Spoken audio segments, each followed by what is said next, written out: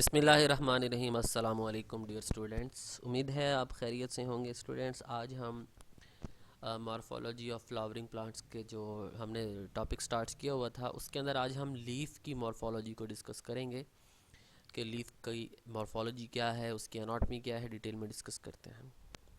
हाँ जी स्टूडेंट्स, तो सबसे पहले हम इसमें लीफ के बारे में डिस्कस करते हैं, इसके करैक्टरिस्टिक्स को देखते हैं। Leaf is a thin expanded green structure. ये थिन होता है, एक्सपेंडेड और ग्रीन ग्रीन कलर का होता है। ग्रीन कलर का क्यों है? क्योंकि इसमें क्लोरोफिल मौजूद होता है और क्लोरोफिल की वजह से क्या होती हैं, फोटोसिंथेसिस होती हैं। फोटोसिंथेसिस से फिर प्लांट जो है वो डिफरेंट चीज़ों तक, अपने हिस्सों तक खुराक को पहुंचाते हैं। तो अगर हम लीफ के हिस्सों को देखें तो लीफ के डिफरेंट पार्ट्स होते हैं। तो लीफ की जो बेस होती है उसे आप हाइपोडियम का नाम देते हैं। क्यों? क्योंकि इस यहाँ से लीफ अटैच कर रहा है। लीफ जो स्टेम है, स्टेम के साथ उसकी अटैचमेंट होती है और इसको आप पल्विनस का नाम भी देते हैं। और स्टूडेंट याद रखिएगा, जो ये पल्विनस है ये पोर्शन वो पोर्शन होता है जिसके अंदर वाटर फिल होता है। और वाटर फिल होगा तो लीफ जो है वो इरेक्ट हो जाएंगे, मतलब सीधे हो जाएंगे। पानी निकल जाएगा तो वाटर लीफ जो है वो मुरझा जाते हैं। Leaves of the some plant possess the pair of the lateral outgrowth of the base and either the side of the axillary bud. These outgrowth are the called stipules.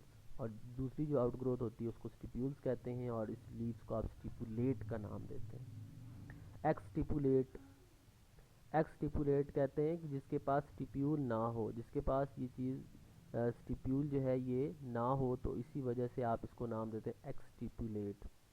और ये आम तौर पे आपको नज़र आते हैं ग्रीन कलर के। ये देखेंगे स्टिपुलेट आपको नज़र आ रहे हैं, यहाँ पे आपको पल्विनस नज़र आती हैं। ठीक है, तो ये आप कट भी कर दें तो कोई मसला नहीं है, कोई प्रॉब्लम नहीं होती, फोटोसिंथेसिस का प्रोसेस हो रहा होता है। जी, नेक्स्ट इसके अंदर आती हैं पैटियोल्स, जिसको आप मीजोपोडियम का नाम देते हैं। पैटियोल्स, ये चीज़ जो आपने डिस्कस किया था ये पेल्विनस था, ये इसकी पैटियोल आ गई है। ये वो डंडी है जिसके साथ आगे पत्ता जो है वो कनेक्ट होता है, जिसके साथ लीफ जो है वो कनेक्ट होता है। ये कनेक्टेड लेमिना है, लेमिना है। ये क्या काम करता है? ये लीफ को स्टेम से जोड़ता है। कुछ लीव्स होते हैं वो ससाइल होते हैं जिसके पास ये पैटियोलेट नहीं होता, डायरेक्ट वो स्टेम के साथ अटैच होते हैं। ठीक है, तो इसका काम आपने याद रखना है कि ये लीफ को स्टेम के साथ अटैचमेंट प्रोवाइड कर रहा होता है। दूसरा हिस्सा आपने देख लिया। तीसरा इसके पास अब आ चुका है लेमिना। लेमिना, जिसको आप एपीपोडियम का नाम देते हैं, ये बड़ा होता है, लार्जेस्ट होता है, ग्रीन कलर का है, फ्लैटेनेड पार्ट होता है। ये फोटोसिंथेसिस के अंदर रोल प्ले कर रहा है, ये गैसियस एक्सचेंज में हिस्सा लेता है, ये ट्रांसपायरेशन का काम करता है। इसके दो पोर्शन होते हैं, एक तो अपर साइड होती है, एक लोअर साइड होती है। अपर साइड में बहुत ज़्यादा मिकदार में क्या नज़र आते हैं आपको? लीफ इसकी वो स्टोमेटा नज़र आते हैं, जिसकी मदद से ये क्या करता है, मेसोफिल सेल होते हैं और ये फोटोसिंथेसिस का प्रोसेस कर रहा होता है। यहाँ पे आप इसको कुछ वेन्स नज़र आती हैं, एक तो इसकी मेन वेन्स है और बाकी जो है वो छोटी छोटी वेन्स आपको नज़र आ रही हैं। ठीक है, अब इसको मैं ज़रा रिपीट कर रहा हूँ कि हमने स्टिप्यूलेट को देखा, पैटियूल को देखा, ये इसका क्या आ गया, एपीपोडियम, जिसको आप लेमिना का नाम दे रहे हैं। इसकी हमने बैक साइड जो है वो इसकी रीजन को देख रहे हैं। मोनो प्लांट्स मोनो कॉट होते हैं, डाई कॉट होते हैं, उसके अंदर डिफरेंट शेप्स का होता है।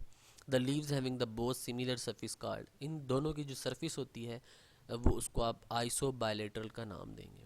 और आइसो बायलेटरल तरह के जो लीव होते हैं वो मोनोकाट के अंदर पाए जाते हैं, जबकि डॉर्स्टोवेंट्रल की बात करें तो वो डाइकॉट के प्लांट्स के अंदर मौजूद होते हैं। लीफ के अंदर विनेशन, लीफ के अंदर जो नालियाँ होती हैं, जो वेन्स होती हैं, वो भी डिफरेंट होती हैं। Arrangement of veins are the veinlets in the lamina known as, उस पत्ते को आपने लेमिना का नाम दिया था, पत्ते के अंदर आपको क्या नज़र आती हैं? नालियाँ नज़र आती हैं, कुछ वेन्स नज़र आती हैं। अब ये देखें, रेटिकुलेट मतलब बिखरी हुई हैं, ये नालियाँ आपको बिखरी हुई नज़र आ रही हैं। और इसके अंदर देखें आपको ये बिल्कुल पैरेलल हैं, समझ आ रही है ना आपको? ओके। तो इसमें ये देख सकते हैं कि कंडक्टिंग, ये जो नालियाँ हैं ये एक्चुअली क्या काम करती हैं, ये वाटर को कंडक्ट कर रही होती हैं, ये मिनरल्स को कंडक्ट कर रही होती हैं, और ये पत्ते को एक फ्रेमवर्क दे रही हैं, पत्ते को ढांचा बनाया, पत्ते को सपोर्ट दे रही हैं। जैसे एक इंसान है, इंसान के ऊपर गोश्त है, गोश्त किसके ऊपर है? हड्डियों। अगर हड्डियाँ अकेली होती, गोश्त ना होता तो इंसान ना बनता। ठीक है।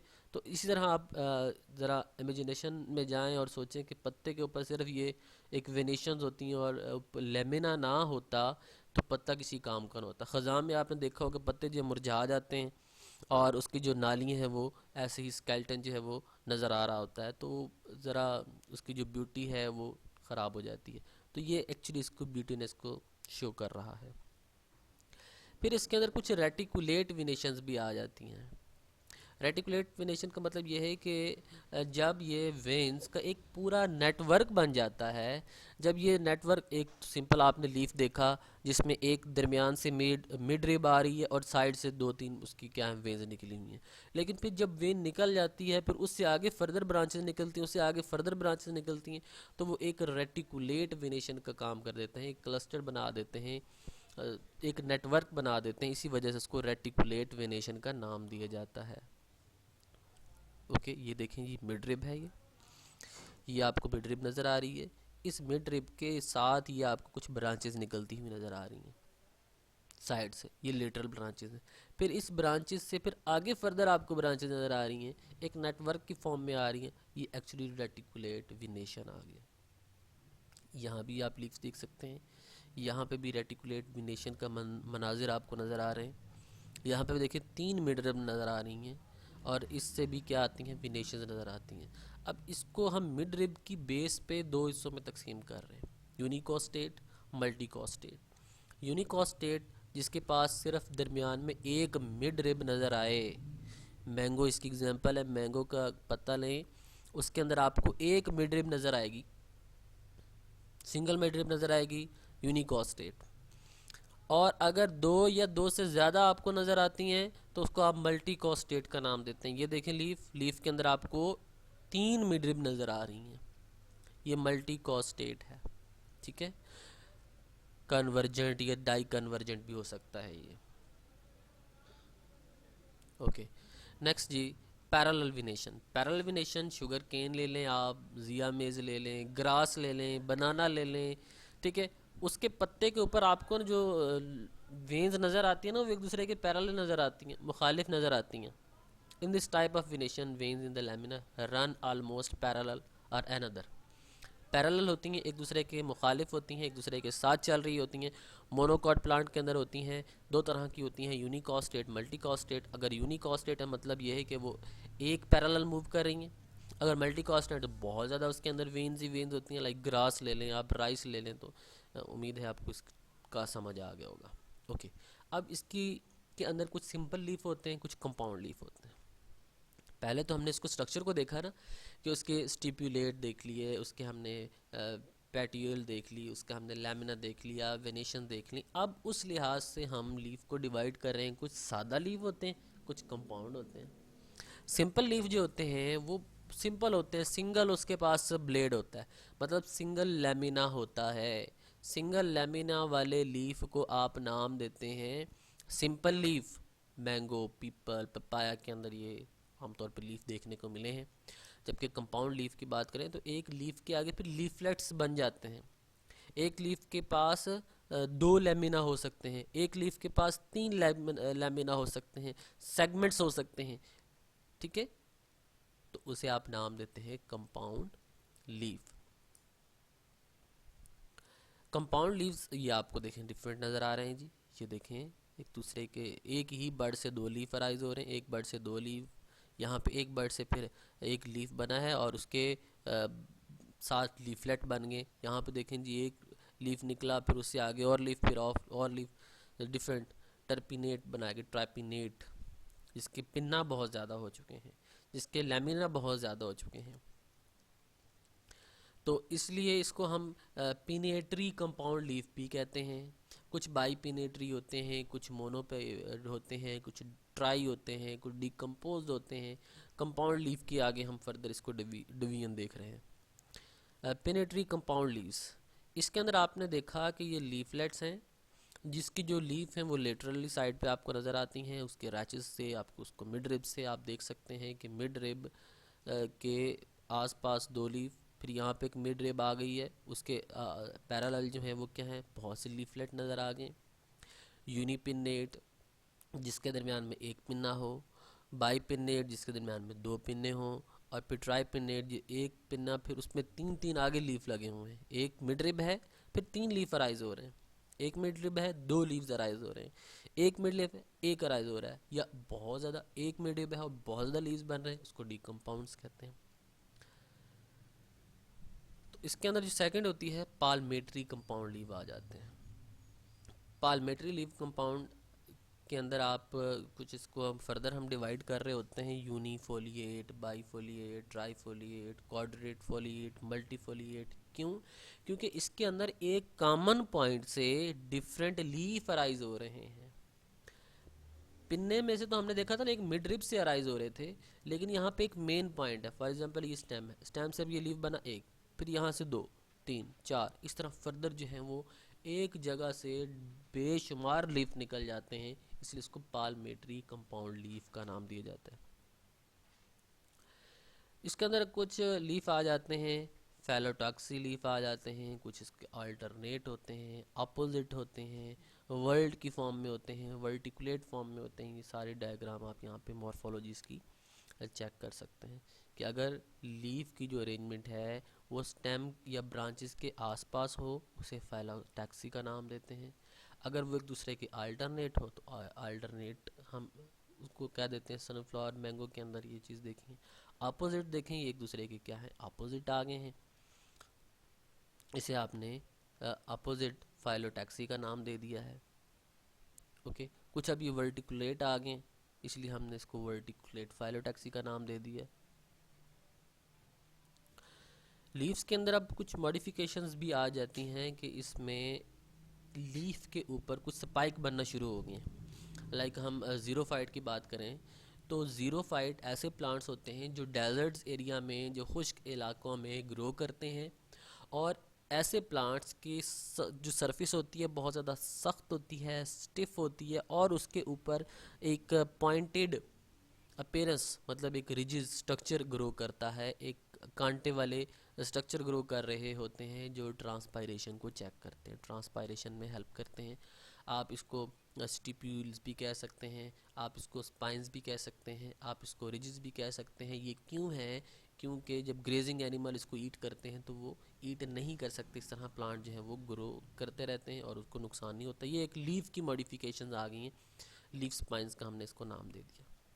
कुछ लीफ टेंड्रल्स होते हैं, ये लीफ की जो टेंड्रल्स स्पाइरल फॉर्म में, कॉइल फॉर्म में आपको नज़र आ रहे हैं। ये प्लांट को ऊपर चढ़ने के लिए दरख्त पे या किसी दीवार पे या किसी सॉलिड ऑब्जेक्ट पे इसको होल्ड के लिए इसको क्या करते हैं, प्रोटेक्शन दे रहे होते हैं।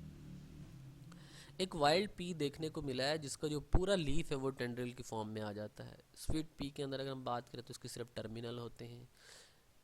ग्लोरिसा एक प्लांट है, उसका जो लीफ की हम बात करें, उसकी सिर्फ जो लीफ एपिक से ऊपर वाला जो पोर्शन है वो टेंड्रिल्स में कन्वर्ट हो जाता है। इस तरह स्माइलैक्स एक प्लांट है, उसमें स्टिप्यूल्स की हम बात करें तो वो क्या हो जाते हैं, कन्वर्ट हो जाते हैं लीफ के अंदर।